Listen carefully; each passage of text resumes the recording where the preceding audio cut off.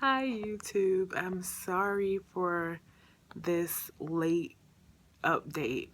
I posted a week before I was having gastric bypass surgery, which was, I had the surgery August 7th of 2015, and it is now February 6th, 2016. So tomorrow I will be 10 months post-op, and this is the first video that I've made since I've had surgery. So I apologize about that. I just want to give you guys quickly an update. You can go back to my first video and I just pretty much talked about why I chose to get gastric bypass surgery and what the process was like for me. So my highest weight was 420 pounds. I weighed 363 pounds the day I had surgery, and I am now 245 pounds. So I lost 118 pounds since surgery and roughly 170 something pounds from my highest weight. The journey for me has been full of ups and downs. I have not experienced a lot of side effects that I heard other people go through. There hasn't been many foods that didn't agree with me. I know that when I first had surgery, about 3 months, it was hard for me to eat a lot of meat. Chicken was very hard for me to digest. But other than that, I haven't had a lot of problems. I don't really drink protein shakes a lot, and when I do drink a protein shake, I use a vegan protein shake because it just tastes amazing to me. I haven't stalled since I had surgery, which a lot of people have told me that, they've had stalls. My weight loss did slow down for this past month from, what is it?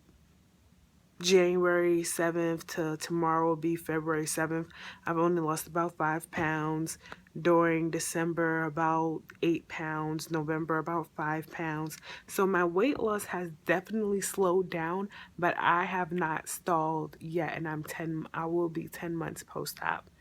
My surgeon said I should have lost 140 pounds by the time I see him April 7th. And like I said, I've lost 118 so far. Well, no, 100 and I suck at math. I've lost under 120 since surgery, so I'm not sure if I will meet that goal that he has set for me, but for myself, I'm pretty happy. I'm happy because the size that I am now, I haven't been this size since middle school. I wear about a 16, 18 in pants right now, coming from a 28. I wear about a 2X in tops, coming from 4X, 5X, and jackets about 2X. It just depends on the cut. So for me, I'm pretty happy. Like I said, these past couple of months, I have been challenging for me because when you have weight loss surgery, a lot of people think that it's a quick fix, and it's really not. I learned that a month after surgery because I was able to start eating regular food again, and I saw that it was more mental than anything. I was not physically hungry because I didn't have an appetite at all for like the first four months. But mentally, I wanted to eat. I wanted to eat the things that I knew I had no business eating, and I didn't. It wasn't until November is when I started eating things that I had not eaten. Because before November, I would say if somebody would offer me a piece of cake or something that wasn't the best choice, I would say, oh, I can't eat that. I can't eat that. In my head, I had it that I can't eat that. I thought that I would physically get sick if I ate something. And in November, I started to experiment because it was Thanksgiving. So I started to experiment with a little piece of cake, a little piece of pie, a little cookie, and I saw that it didn't make me sick. So now in my mind, it wasn't, oh, I can't eat it. I had to consciously choose not to eat certain things. I tell you today, if you guys don't know about dumping syndrome, I'm pretty sure people who've had the surgery know about it, and in the process of getting the surgery, you will be become familiar with it. But dumping syndrome is basically if you eat something that is too sweet, has too much sugar or too much fat, it could cause your body to pretty much revolt against you. You can become nauseous, have hot flashes, diarrhea, stomach cramps. The only time that I experienced dumping before today was when I was about a month, not even a month, a couple of weeks, like 2, 3 weeks post-op, and I wasn't able to get in my protein shakes because they tasted disgusting after I had surgery. The protein shake that I drank for months before surgery tasted absolutely disgusting afterwards. So I wasn't really getting my protein. And a neighbor of mine said, oh, I have a protein shake that you could try. And it wasn't a protein shake to say, it was like an Ensure, but it had extra protein in it. And it had about 20 something grams of sugar. And I said, oh, the protein will outweigh the sugar. And I drank it, and immediately after I was sick. I had diarrhea and hot flashes, and I was in the bed for like 3 hours. Luckily for me, it didn't last a long time. I know sometimes it can last up to 24 hours. So I never experienced it after that until today. Today, I went to this little cafe and I got me some lunch, and they had these brownies that looked absolutely amazing. It was brownie with like peanut butter drizzle on top. And I said, oh no, I shouldn't have this. And the owner said, oh, sure you can. And he gave it to me for free because I only had my debit card and I had already paid for my lunch. And he said that he doesn't swipe cards for like under $5. So he just gave it to me, and I should have known right then that that was the setup.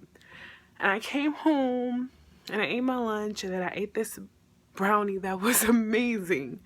And right after, my stomach started cramping like crazy. Luckily, I didn't have any other side effects other than excruciating stomach cramps that knocked me out. I went to sleep for about 4 hours, and I woke up feeling like all my energy was gone. And I said again to myself, never again will I purposely do that to myself. I have a birthday coming up next March 5th. And I know my mom's going to make a cake. So I might not even eat a piece of that cake because I don't want to feel that way again. But that is the problem that a lot of people face after weight loss surgery. Some of us just don't, our body doesn't respond to foods negatively. Like I said, I had little pieces of cake and pie and cookies in the past, and it didn't harm me, but today it did. But some people, they just don't experience that at all, so they go back to their old way of eating. Also, like I said, it's more mental than anything. So if mentally you're not ready to make the changes needed to be made, you're setting yourself up for failure. And I can say that honestly because even for me, before I had the surgery, I lost about 30 something pounds on the supervised weight loss program that I had to do before I got approved for surgery. And honestly, I could have lost more weight than that on the supervised program. I still chose to eat Chinese food 2, 3, 4 times a week, some weeks, on the supervised uh, weight loss program. So even up until the week before I had surgery, I was still eating things that I shouldn't have eaten. So I kind of had to force myself into making these changes. And like I said, I talked myself into not eating a lot of things because I just said in my head, "Oh, you can't eat that." Because I thought, "Oh, I will physically get sick." And I used to tell people, I said, "I cannot eat that. I will physically get sick." You know. So if you're not mentally ready, this surgery is not going to help you in the long run, because all the surgery does is restrict the amount of food that you can eat. Sometimes it does not even restrict the types of food that you can eat. So if you wanted to eat poorly all day, just in little quantities, you can sometimes, and that's defeating the purpose. So that's what I learned very early on, is that you have to make up your mind and decide that this is going to be a lifelong journey and decision you have to make, or you will fail miserably. And you'll be so upset with yourself because you have this tool that can help change your life in so many ways, but you misuse this tool. Another piece of advice that I would give is to stay focused on yourself. I got really caught up in everybody around me, with the groups on Facebook and the people on Instagram and the blogs and the other forums with people who had weight loss surgery. And I would compare myself all the time, like, "Oh, this person had weight loss surgery the same week I had and they're losing so much more weight," or this person is eating this way, so I need to eat this way, and this person is doing this, so I need to do that. Stop comparing yourself to other people. Their journey is different than yours. Their body is different. The way that their body is going to respond to their eating and their exercise is going to be different than the way your body responds. So enjoy your journey. Enjoy your progress. That has been the biggest reminder for me, even with my surgeon. Like I said, he has this goal for me that he set, that he believes that I should achieve. And yes, that would be great, but my personal goal is more realistic for what I know my body is able to do. Like I said, I don't even know if I'll ever be under 190 just because I got up to 420, because I've been overweight my whole life and I'm 24. So I don't know if my body will ever even get under 190, but for me, I'm damn proud of myself. I'm going to have a better quality of life at 200, 220, 190 than I would have had at 363 and 420. I sleep better than I did at the higher weights. Just that little takeaway. So stop comparing yourself to other people and set your own goals. Even when I went to see my surgeon for my 6-month follow-up, he said, "Yeah, you lost a lot of weight. You did good, but you can do better." And I know I can do better. I believe I can, It's possible. But I'm happy with where I'm at. I'm happy with myself. I'm happy with the changes I see in my body. So don't let anybody get you down or make you feel less than. Okay? Got it. Good. And one other tip that I would give is to exercise. In the beginning, the weight is just going to fall off because you're not able to eat as much. It's going to naturally just fall off without any or much effort other than what you're eating. But you have to get moving. I know I feel much better on the days where I'm not just sitting all the time. I have a job that requires me to sit most of the day. So a lot of the times I just get up and walk, in my office or around the office just to have some movement going. I do little workout videos that I find on YouTube, and I do my own little free weights and squatting and stuff. And I go to the gym sometimes, rarely, but that's definitely something else that is going to help you in the long run, getting in the habit of moving your body and exercising, because the weight is going to fall off, like I said in the beginning, just because you're not able to eat a lot and you're eating differently. But to maintain the weight loss and to scope your body into somewhat what you want it to look like, what you envision it, you're going to have to get moving. And I know that's hard for a lot of us because we're so used to not moving. So it's my hope to get on here and talk a lot more about my journey, what it has been like for me.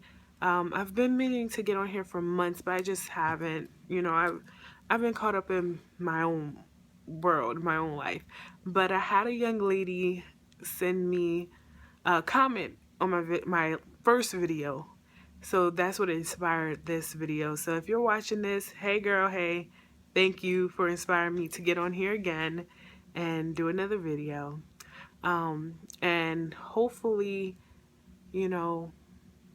I can help you guys better understand the process more and really get motivated to make this change.